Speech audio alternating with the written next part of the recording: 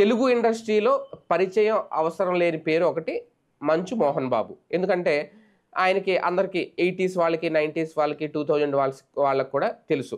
మరి ఆయన old character అప్పట్లో హీరో అయినా సరే ఆయన అందరికీ తెలుసు. ఇప్పటికీ పెద్ద పెద్ద పాత్రలు వేస్తున్నారు కాబట్టి. పెదరాయుడుగా మంచి పేరు తెచ్చుకున్నారు ఆయన. పెదరాయుడు సినిమా గురించి మాక్సిమం అందరికీ తెలుసు.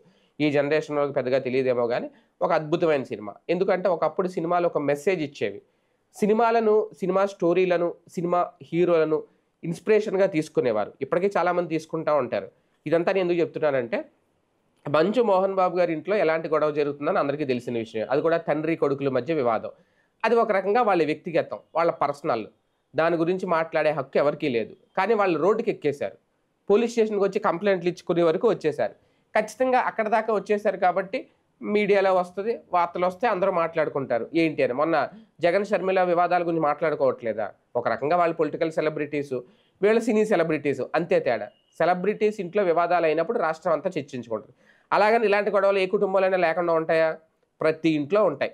ఈ మధ్యన ఇవి మామూలు అయిపోయినాయి. ఇంతకుముందు పెద్దల మాట గౌరవం. నాన్న ఒక మాట అన్నాడు అంటే ఆ మాట దాటేవారు కాదు ఎవరైనా. అన్నదమ్ముల మధ్య గొడవ వచ్చినా సరే తల్లిదండ్రులు వచ్చి ఇమీడియట్‌గా సెట్ చేసేవారు. అమ్మ వస్తది, నాన్న వస్తది, వాళ్ళు చూసుకుంటారులే అనేవారు. వాళ్ళు కూడా వచ్చి అది కాదు, ఇది కాదు అని న్యాయం చెప్తే దానికి తలొగ్గేవారు. ఇప్పుడు అలా లేదు. తల్లిదండ్రులతోనే పిల్లల గొడవలు.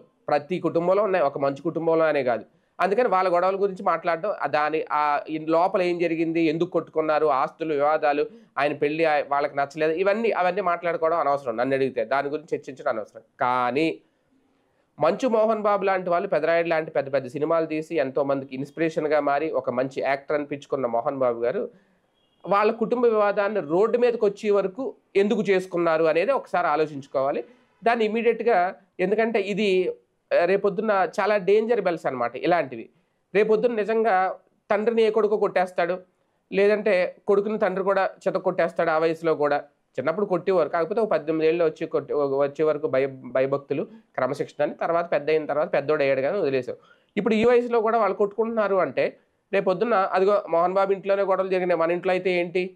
మోహన్ బాబు ఇంట్లోనే ఆస్తుల కోసం కొట్టుకున్నారాళ్ళు. మన ఇంట్లో అయితే ఏంటి? ఇదొచ్చేస్తది రేపొద్దున్న. అంటే సెలబ్రిటీలు ఎప్పుడూ కూడా వాళ్ళొక మార్గదర్శులుగా మారాలి అంటే వాళ్ళు మంచి చేస్తే అది 10 మంది తీసుకుంటారు.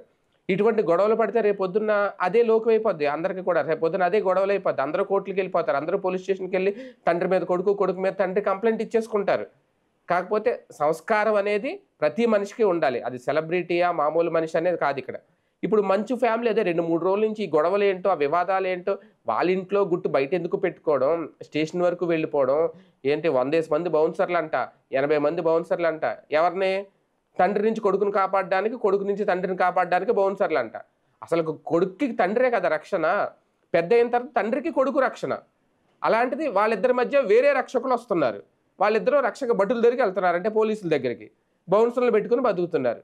మరి ఏంటో ఇది. ఆ కుటుంబం ఒకప్పుడు మంచి మంచి మెసేజ్‌లు వచ్చేవి. 'మోహన్ బాబు' సినిమా వస్తుందంటే. కానీ రియల్ స్టోరీ వచ్చేసరికి ఎలాంటి మెసేజ్ వస్తుంది జనాలకి?